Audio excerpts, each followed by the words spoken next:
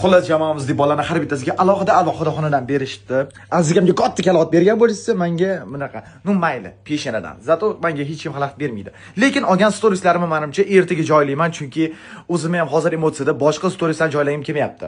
Futbol to'g'risida gapirmayman degan edim, chunki ichimda qanaqadir ishonch yo'q edi yutishimizga. Lekin tarixiy voqea, men juda ham xursandman. O'yin tugashiga yaqin men efirga kirdim va darvozabonimiz gol bo'lish ehtimoli juda ham katta bo'lgan vaziyat saqlab qolganlarini ko'rdim. Va sharhlovchilardan penaltini saqlab qolganlarini eshitdim. Nima deymiz? To'g'risini desam, kichkinaligimda Hojiboy Tojiboyev jahon chempionatiga chiqolmagan O'zbekiston terma jamoasi haqida yumor qilganlarda men o'ylagan edim, nahotki chiqolmaymizmi? Nimaga shu kungacha chiqolmaganmiz?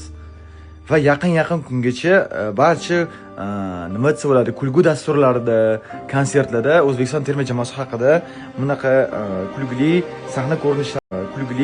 sahna ko'rinishlari va vaziyatlar haqida gapirishganda, men qanaqadir ichimdan afsuslanardim.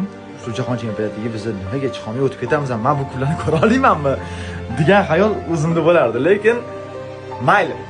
Jahon chempionatida nasib yutaylik, finalga bo'lsa ham chiqaylik.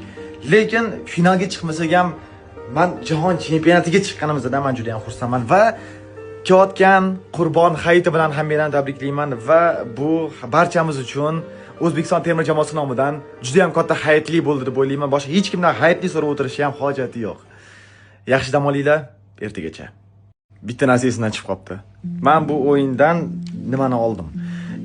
Faqatgina o'yin emas, o'yindan oldingi va stadiondan tashqaridagi bo'lgan holatlarni eshitib, o'zimga jamoamdagi bolalarda bo'lgan vaziyatlarni eshitib va nimaga bunaqa qilishganlarini eshitib, men to'g'risi juda ham hayron qoldim va nohaqli albatta mag'lub bo'lishini, haqiqat egilsa ham, bukilsa ham sinmasligini men shu bugun tushundim. Ko'pchiliginglar bildinglar, menimcha sizni tanishingiz, balki o'zingiz ham aeroportdan qaytib ketgan bo'lishingiz mumkin. Lekin o'zingiz ko'rganingizdek va biz hammamiz ko'rganimizdek, haqiqatda egib ko'rishdi, bukib ko'rishdi, lekin sindirish olgani yo'q.